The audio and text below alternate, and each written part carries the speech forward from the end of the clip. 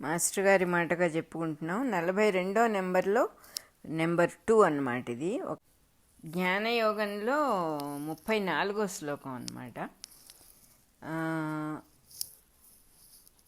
సరి అయిన జ్ఞానాన్ని తెలుసుకోవడం ఎలా తెలుస్తుంది?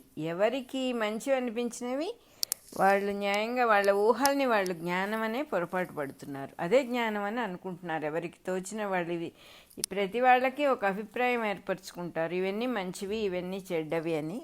ఆ అభిప్రాయం ప్రకారం అదే జ్ఞానం, అదే అజ్ఞానం అని అనుకుంటూ ఉంటారు. కానీ నిజంగా మంచివి కనుక అయితే, మనం మంచివి అని దేన్ని అనుకుంటున్నాము అది నిజంగా కనుక మంచివి అయితే జ్ఞాన మార్గానికి దారి చూపిస్తాయి. లేకపోతే అజ్ఞానానికి దారి తీసి కామక్రోధాలని కలగజేస్తాయి. బాగా కోపం, కోరికలు ఎక్కువైపోతాయి. మంచి పనులు చేసినా కూడా జ్ఞానం తెలియకపోతే బంధమే కలుగుతుంది అంటున్నారు. ఇంకొకళ్ళకి మేలు చేయటం అనే మంచి అలవాటుతో పనులు చేసేవాడు వారు తను మేలు చేసినా కూడా తనని గుర్తించి కృతజ్ఞతగా మెలగటం లేదని కోపం, విసుగు, చిరాకు వచ్చి బాధపడతాడు. ఈ కోపానికి, బాధకు కారణం ఇతరులకు మేలు చేయటం కాదు, చేసిన మేలుకు ప్రతిఫలం ఆశించటమే కారణం. ఎప్పుడైనా ఎవరికైనా మానసికమైన బాధ కలిగింది అంటే దానికి 99% ఎక్స్పెక్టేషనే కారణం అవుతుంది. మనం కూడా ఆలోచించి చూస్తే మన జీవితం కూడా అలాగే ఉంటుంది. ఏదైనా ఒకటి ఎక్స్పెక్ట్ చేసామంటే దాంతోపాటు ఒక డిసప్పాయింట్మెంటు, ఆ డిసప్పాయింట్మెంట్కి ఇంకెవరో కారణం అని వాళ్ళని తిట్టుకుంటూ ఉండటం. బాధ ఎవరికి కలుగుతుందంటే ఫైనల్గా మనకి, అది కూడా మనకి తెలియదు. మనం ఇంకొకళ్ళని తిడితే, ఇంకొకళ్ళని ద్వేషిస్తే, విషయాన్ని ఒప్పుకోకపోతే బాధ మనకే అనే విషయం మనం మర్చిపోతూ ఉంటాం. అసలు మనకు తెలియని తెలుసుకోవడానికి కూడా మనం దాన్ని పెద్దగా పట్టించుకోం. ఆ కారణాన్ని ఇంపర్సనల్గా గమనించగలిగితే ఎందుకు నాకు బాధ కలిగింది అప్పుడు తెలుస్తుంది అది ఎంత అవివేకము. ఇంకొకరి నుంచి ఏదైనా ఆశించటం తెలివిగల వాళ్ళు, జ్ఞానవంతులు చేసే పని కాదని మనకు అప్పుడు అర్థమవుతుంది. మన చేతిలో లేని దాన్ని మనం ఆశపడటం అన్నమాట. అంటే అవతల వాళ్ళు మనతో సరిగ్గా ఉండాలి అనేది వాళ్ళకి సంబంధించిన విషయం. అది మనం అనుకున్నట్టు వాళ్ళు ఎట్లా ఉండటం పాసిబుల్ కాదు కదా. ఏ రకమైన గ్యారంటీ ఎవరు ఇవ్వలేరు. ఇంత మటుకు ఈ భూమి మీద పుట్టిన వాళ్ళు ఎవరైనా పడే బాధ ఒక రకంగా ఉంది, కానీ దానికి దారి సరిగ్గా తెలుసుకునే వాళ్ళు చాలా తక్కువ మంది ఉంటున్నారు. ప్రతి విషయానికి 50% గ్యారంటీ ఉంటుంది. 50% అంటే అర్థం ఏంటి? ఆ గ్యారంటీ దేనికి? మనకి 50% బతుకుతాడు, 50% చస్తాడు అని డాక్టర్ చెప్తే అర్థం ఏంటి దానికి? It means nothing. మన జీవితాలని మనం అట్లా చేసుకున్నాం. ఎవరో మనల్ని ప్రేమగా చూస్తే, ఎవరో మనతో సరిగా ఉంటే మనం సరిగా ఉంటాము అనేది చాలా పొరపాటైనటువంటి, అంటే అది మన ఎక్కడికి తీసుకుపోదు అసలు. అటువంటి స్థితిలో ఉన్నాం మనం. మన సంతోషం ఎప్పుడూ 50%కి ముడేసి పెట్టుకుంటున్నాం. ఇది కర్మబంధం ఎలా ఉంటుంది అని తెలియజేసే చిన్న ఉదాహరణ. మనమే హుక్ చేసుకుంటాం. మన ఊహలు మనల్ని ఎట్లా హుక్ చేస్తున్నాయో తెలుసుకోకుండా మన బాధలకు ఇంకొకళ్ళు కారణం అని నిందించినప్పుడు అసలు కారణం తెలుసుకునే శక్తి మనకు పోతుంది. ఎక్కడొక్కడ అయిపోయింది. వీడే దొంగ అని ఒకడిని నిర్ణయం చేసినప్పుడు అసలు దొంగను ఎలా పట్టుకుంటాం మనం? ముందే వాళ్ళు కారణం, వీళ్ళు కారణం అని చెప్పేసుకుంటాం కాబట్టి అసలు కారణం తెలిసేటటువంటి అవకాశము లేదు, మనం సుఖపడే అవకాశము లేదు. ఎప్పుడు ఇంకొకళ్ళు కారణమైనప్పుడు ఎప్పుడు దుఃఖమే కలుగుతుంది. ఎందుకంటే ఇంకొకళ్ళు అనేది ఎక్కడా లేదు. మనమే 2 ముక్కలు చేసుకుంటే బాధగా ఉండదా? అలా జరుగుతూ ఉంటుంది. మన సంతోషం, మన దుఃఖం నిజంగా మన చేతిలోనే ఉన్నాయి అని తెలుసుకోవడం నిజమైన జ్ఞానం. ఎలా జీవించాలో తెలుసుకునేది నిజమైన జ్ఞానం. ఎప్పుడు భిక్షాపాత్ర పట్టు తిరగటం, ఎవరో ఏదో బిచ్చం అయ్యలేదని వాళ్ళని నిందించటం చాలా అవివేకం. ఈ విషయం తెలుసుకుంటే కానీ మనం అసలు ముఖ్యమైన విషయం అన్నమాట ఇది. మనం ఏమీ ఆశించకుండా ఇంకొకళ్ళకి కావాల్సినది ఇవ్వటమే జ్ఞానం అని తెలుసుకున్నప్పుడు మన చెయ్యి ఎప్పుడూ పైనే ఉంటుంది. మనం భిక్షాపాత్రని వదిలేసి జీవించటం నేర్చుకున్నాము అని అర్థమవుతుంది. వివేకం ఉన్నవాడే ఇలా తెలుసుకుంటాడు. అంటే ఇలా తెలుసుకోవటమే వివేకం అన్నమాట. ఈ విషయాన్ని తెలుసుకోవాలంటే మనుషులందరూ 3 విషయాలు తెలుసుకోవాలట. ప్రణిపాతము, లేక సమర్పణ బుద్ధి. పరిప్రశ్నము, ప్రతి సన్నివేశంలో భగవంతుని దర్శనం కలిగే వరకు మనలను మనం ప్రశ్నించుకోవటం. అంటే మొట్టమొదటిదేమో ప్రణిపాతం, అదేమో సమర్పణ బుద్ధి లేక ప్రణిపాతము అన్నారు. రెండోదేమో పరిప్రశ్నము, ప్రతి సన్నివేశంలో భగవంతుడి దర్శనం కలిగే వరకు మనల్ని మనం ప్రశ్నించుకుంటూ ఉండాలి. నేను ఎందుకు చూడలేకపోతున్నాను దైవాన్ని, నేను వేరే వాళ్ళని ఎందుకు చూస్తున్నాను, ఎలా చేస్తే నేను దైవాన్ని చూడగలుగుతాను, దైవం మీద శంకుచక్రాలు పెట్టుకొని ఒకసారి సినిమాలో లాగా ప్రత్యక్షం అవ్వటం కాదు, సర్వత్రా ఉన్నవాడిని దర్శించాలంటే నేనేం చెయ్యాలి అనేటటువంటిది తనను తను ప్రశ్నించుకోవటమే పరిప్రశ్నం. అది మనల్ని చక్కగా చేయబట్టుకొని భగవంతుడు మనల్ని తీసుకెళ్ళినట్టుగా వెళ్తుంది. అంతేగాని ఇంకొకళ్ళని అడిగేది ఏ రకంగా నా ప్రశ్నలు ఎక్కువైపోతాయి, కానీ సమాధానం మనలో నుంచి వచ్చినప్పుడే మనకు ప్రశ్న పోతుంది. మూడవది సేవ. ఇది ఇతరుల రూపంలో ఉన్న భగవంతుడికి చేసే సేవ తప్ప ఎవరికో ఇంకొకళ్ళకి సేవ చేస్తున్నాము, నేను చాలా గొప్పవాడిని, నేను సేవ చేయకపోతే వాడేమైపోయేవాడో, ఇవన్నీ ఉండకుండా ఉండాలంటే కేవలం భగవంతుడే ఉన్నాడు ఎదురుగా, ఇతరుల రూపంలో భగవంతుడే ఉన్నాడు అని తెలిసి చేసే సేవ అన్నమాట. ప్రణిపాతము అంటే దేవుడికో గురువుకో సాష్టాంగపడి నమస్కరించటం అని చాలామంది అర్థం చెప్తూ ఉంటారు. అట్లాగే పరిప్రశ్నం అంటే గురువుని వేదాంతం గురించి ప్రశ్నిస్తూ ఉండటం అని కూడా చెప్తారు. సేవ అంటే గురువుగారి పాదాలు నొక్కటం అని కొంతమంది అనుకుంటూ ఉంటారు. అలా అనుకోవటం వల్ల ఈ మూడు కూడా ఎందుకు పనికిరానివి అయిపోతాయి, మనకి ఏ రకంగానూ ఉపయోగించవు. తనకు సేవ చేయమని అడిగే గురువు ఎప్పుడు సద్గురువు కాదు. అది చాలా సింపుల్. అది నా దేహానికి సేవ చేయండి అని ఏ గురువైనా అడుగుతాడా? దేహము తాను కాదు అని తెలుసుకున్నవాడే గురువు. వాడు నేను అనేది సర్వత్రా ఉన్నదని, ఆ నేను అనే స్వరూపం భగవంతుడి స్వరూపం సర్వత్రా ఉన్నదని తెలుసుకున్నవాడు. వాడు ఈ పర్టికులర్ నా దేహానికి మీరు సేవ చేయండి అని అడిగితే వాడు సద్గురువు కాదు. అదేవిధంగా గురువుకు తప్ప ఇంకొకళ్ళకి సేవ చెయ్యను అనే శిష్యుడు కూడా సరైన శిష్యుడు కాదు. ఇంకొక మాట ఉంది, ప్రణిధానము అని. అంటే ఈశ్వరుడికి తనకున్నది మొత్తాన్ని సమర్పణ చేయటం.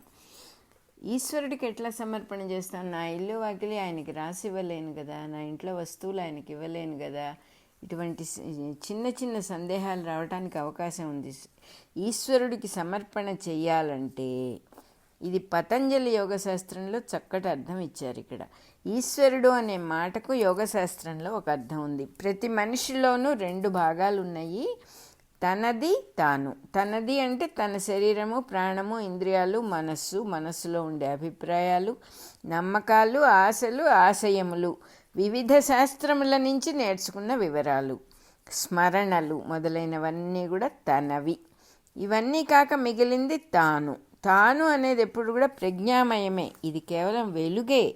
ఈ వెలుగు పేరే ఈశ్వరుడు.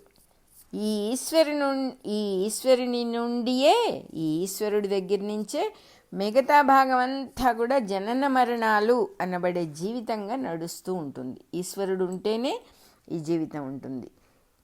జ్ఞానము అనే పదానికి ఈశ్వరుడు అనే అర్థం. యాక్చువల్గా ఏమిటి జ్ఞానం అని ఇన్నిసార్లు చెప్తున్నారంటే ఈశ్వరుడు అనే అర్థం. ఇది తెలియక భావాలు, అభిప్రాయాలు, నేర్చుకున్న విషయాలు అన్నీ జ్ఞానం అని అనుకుంటాం మనం. తెలుసుకునేవాడు, తెలుసుకునే విషయాలు రెండుగా ఉండటం జ్ఞానం ఎప్పుడు కాదు, అది అజ్ఞానం. యోగ సాధన చేసి తెలుసుకునే విషయం ఏంటంటే తెలుసుకునేది, తెలుసుకోబడేది కూడా వెలుగే అని తెలుసుకోవడమే. మనస్సును తెలుసుకునేవాడుగా, మనస్సుని మనం ఏమనుకుంటాం, నా మనస్సుతో నేను తెలుసుకుంటున్నాను, మనస్సుని తెలుసుకునేవాడుగా భ్రాంతి పడతాం. బయట ప్రపంచపు వింతలన్నీ కూడా ఇంద్రియార్థములు అని తెలుసుకోలేక, ఇంద్రియాలు వాటి మీదకి ఈగలల్లే వాళ్తూ ఉంటాయి అని తెలుసుకోలేక, అవే తెలుసుకోవాల్సిన విషయాలు, నాలెడ్జ్, జనరల్ నాలెడ్జ్ అని దానికి ఒక పెద్ద పేరు పెట్టి అన్నీ తెలుసుకొని బుర్రకు ఎక్కించుకోవాలని తాపత్రయపడుతూ ఉంటాం. అది జ్ఞానము కాదు. యోగము తెలుసుకునేవాడికి ఇతరము లేక సర్వము వెలుగుమయమే అయిపోతుంది. నిజంగా జ్ఞానాన్ని తెలుసుకోవాలనుకున్న వాడికి సమస్తము వెలుగు స్వరూపం అయిపోతుంది. వెలుగంటే కంటికి కనపడే వెలుగు కాదు. కంటికి కనపడే వెలుగు కూడా దాంట్లో భాగమే. అదొక అద్భుతమైన తెలివి. వెలుగు అనే మాటకి అవేర్నెస్ అని చెప్పి చెప్పొచ్చు, చైతన్య శక్తి అని చెప్పి చెప్పొచ్చు. ఈ మనం నిద్ర ఎలా లేస్తున్నాం, ఏది లేస్తోందంటే ఆ జ్ఞానమే లేస్తుంది, ఆ వెలుగే లేస్తుంది. నిద్ర ఎలా లేస్తున్నాం, ఏది నిద్రపోయింది, కాన్షియస్నెస్సే వెలుగు అని చెప్పి చెప్పాలి. ఆ కాన్షియస్నెస్ సర్వత్రా ఉంది అని తెలుసుకున్నవాడికి ఇంకా ఏముంటుంది, అంతా వెలుగుమయమే అయిపోతుంది కదా. యోగ సాధన చేసేవాడు తనలోనూ చూడబడుతూ ఉన్న వస్తువులో కూడా ఒకే వెలుగు ఉంది అని తెలుసుకుంటాడు. ఆ వెలుగే ఈశ్వరుడు. ఈశ్వరుని యందు మనస్సు మేల్కొనటమే జ్ఞానము అని చక్కగా తెలుసుకుంటాడు.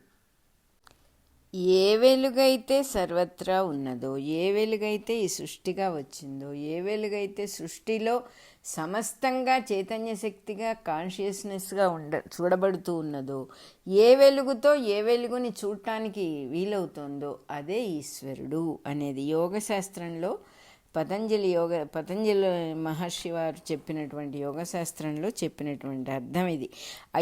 ఆ ఈశ్వరుని యందు మనస్సు మేల్కొనటమే జ్ఞానము. అంటే మనస్సు మేల్కొనటం అంటే సర్వత్రా ఉన్నది ఈశ్వరుడే. ఏదైనా అసలు ఎలా చూస్తున్నాం, ఎలా వింటున్నాం, ఎలా తెలుస్తోంది మనకంటే ఆ లోపల ఉండే ఆ చైతన్య శక్తి ద్వారానే తెలుస్తోంది. అంతే తప్ప ఆ ఈశ్వరుడి అనుగ్రహం లేకుండా, అనుగ్రహం అనే మాట ఎందుకు వాడుతున్నామంటే ఆ ఈశ్వరుడి ద్వారా చూడబడుతోంది కాబట్టి అనుగ్రహము అని అనాల్సి వస్తుంది. ఆ ఈశ్వర శక్తి కనుక లేకపోతే సృష్టిలో తెలియటము అనే ప్రాసెస్ లేదు, ఉన్నాము అని కూడా తెలియదు. అది చెప్తూ ఉన్నారు. అజ్ఞానం అంతా కూడా ఇంకో మాట చెప్తున్నారు ఇక్కడ. అజ్ఞానం అంతా జ్ఞానంతో నిండిపోయే ఉన్నది. జ్ఞానం ఎక్కడుంది? జ్ఞానమే ఈశ్వరుడి స్వరూపం అని చెప్తూ ఉన్నప్పుడు జ్ఞానం సర్వత్రా ఉన్నట్టే కదా. మరి అజ్ఞానం ఎక్కడుంటుంది? అంతా జ్ఞానం ఉంటే అలా కాదు. అజ్ఞానం కూడా జ్ఞానంతో నిండిపోయి ఉంది. జ్ఞానం ఏమవుతోంది? అజ్ఞానం చేత ఆవరించబడి ఉన్నది. జ్ఞానమేమో అజ్ఞానంతో ఆవరించబడి ఉంది. ఈ వివరాన్ని సాధన చేసి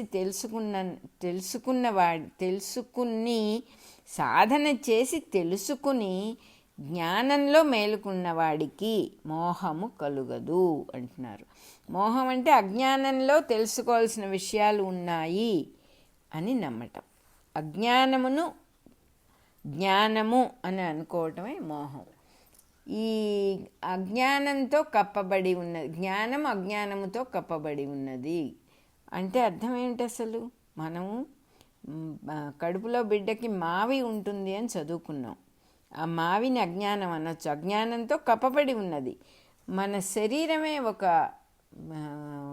కవరు ఈ జ్ఞానానికి. మరి ఇది అజ్ఞానమే కదా. జ్ఞానం బయటికి రాకుండా చేస్తుంది, వెలుగు బయటికి రాకుండా చేస్తుంది కదా. పూర్తిగా ఇంద్రియాలనే చిల్లుల్లోంచి మాత్రమే జ్ఞానం బయటకు వస్తుంది. ఆ వెలుగంతా కూడా చిల్లుల్లో నుంచి వస్తుంది, కానీ మొత్తం వెలుగు బయటికి రావటం లేదు.